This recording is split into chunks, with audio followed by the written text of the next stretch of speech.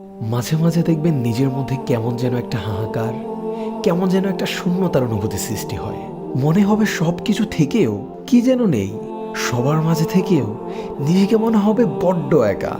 এই অনুভূতিগুলো স্পেশালি তখনই হয় যখন আপনি অনেক দিন ধরে আপনার রবকে ভুলে থাকেন, কিংবা আপনি রবের ইবাদত তো করছেন বাট পূর্ণ মনোযোগ দিয়ে করছেন না।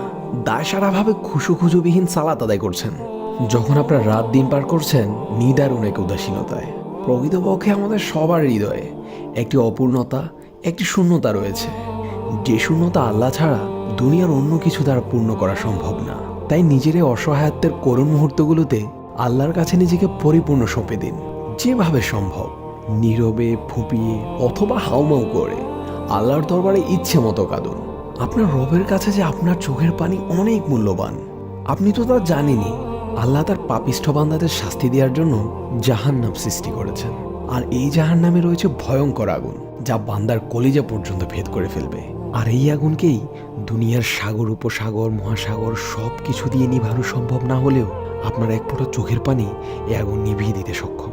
সুবহানাল্লাহ! আমাদের রব আমাদের চোখের পানিকে কতটা ভালোবাসেন আমরা কি কখনো কল্পনা করেও দেখেছি? তাই দুনিয়ার খারাপ লাগা, কষ্টকর, বেদনাদায়ক মুহূর্তগুলো যেন আমরা গান শোনা, মুভি, সিনেমা দেখা, কাছের কারোর সাথে শেয়ার করা, এগুলোর পরিবর্তে আমাদের অশ্রু দিয়ে আল্লাহর সাথে শেয়ার করি। কারণ দুনিয়ার কেউ আমাদের চোখের পানির মূল্য না দিলেও আমাদের রব আমাদের প্রতিটি অশ্রুকণার খুব চড়া মূল্য পরিশোধ করবেন, যা আপনি কল্পনাও করতে পারবেন না। ফি আমানিল্লাহ। এতক্ষণ পর্যন্ত আপনার সাথে ছিলাম the star of knowledge team থেকে আমি সৈয়দ আহমদ ফাহাদ। ভালো থাকবেন। আসসালামু আলাইকুম ওয়া রাহমাতুল্লাহ।